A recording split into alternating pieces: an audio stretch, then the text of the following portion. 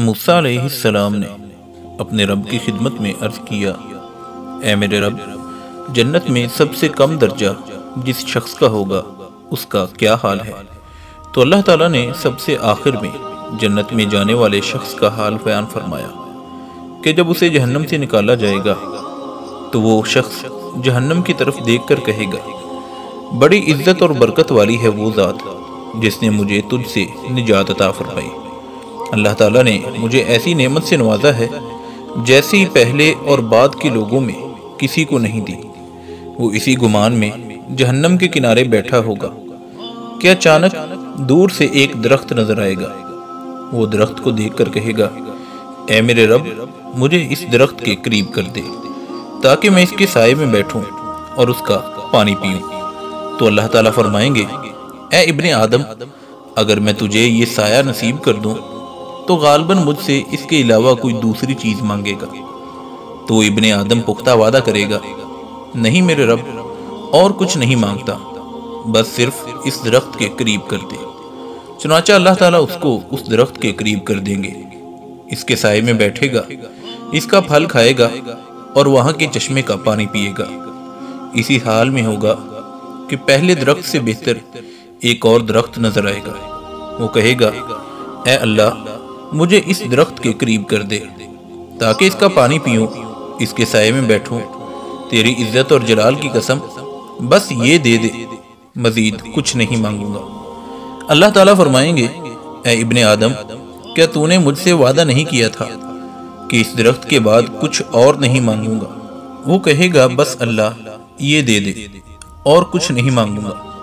چنانچہ اللہ تعالیٰ اسے اس درخت کے قریب کر دے گا۔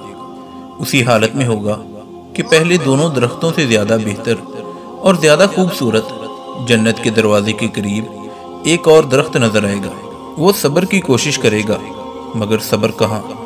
کہے گا، میرے رب، اس درخت کے قریب کر دے تاکہ اس کا پانی پیوں، اس کے سائے تلے رہوں، اب اس کے بعد کچھ نہیں مانگوں گا۔ اللہ تعالیٰ فرمائیں گے، اے ابن آدم، کیا تو نے مجھ سے وعدہ نہیں کیا تھا کہ اس کے بعد کچھ نہیں مانگے گا؟ پھر اللہ تعالیٰ اسے اس تیسرے درخت کے قریب کر دے گا۔ جب اس تیسرے درخت کے نیچے جائے گا تو سامنے جنت نظر آئے گی۔ اہل جنت کی آوازیں سنے گا، اس کی نعمتیں، اس کے محلات، اس کے باغات نظر آئیں گے۔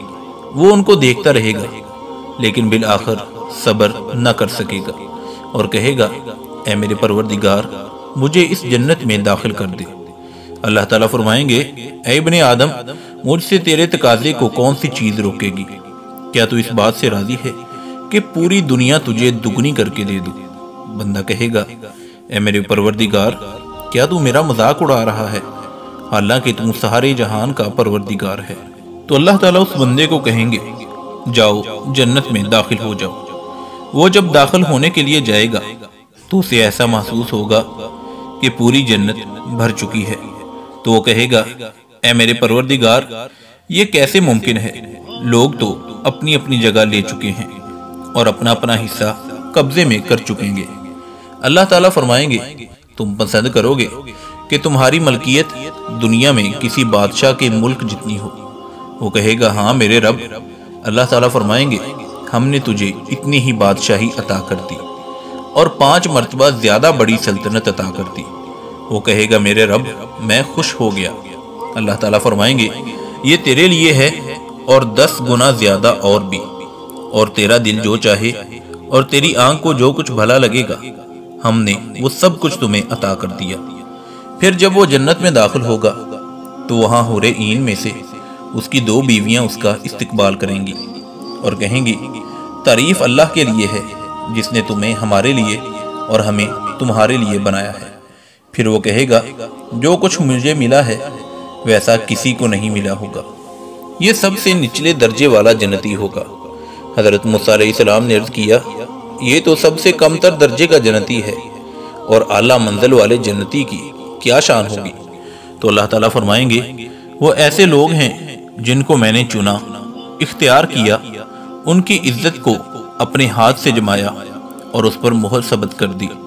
میں نے ان کے لیے جنت میں جو نعمتیں تیار کر رکھی ہیں، انہیں نہ تو کسی آنکھ نے دیکھا، نہ کسی کان نے سنا، اور نہ ہی کسی دل میں ان کے متعلق تصور تک گزرا۔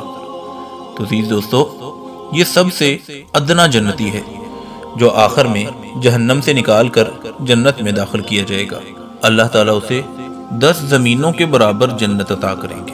تو جو اعلیٰ درجے کا جنتی ہوگا، یقیناً اس کی شان کا تو تصور ہی نہیں کیا جا سکتا۔ تو دوستو، ایسے ہی اسلامک، معلوماتی اور ایمان افروز واقعات حاصل کرنے کے لیے ہمارے YouTube channel AR story time کو سبسکرائب کر لیں۔ اللہ حافظ و نگہباں۔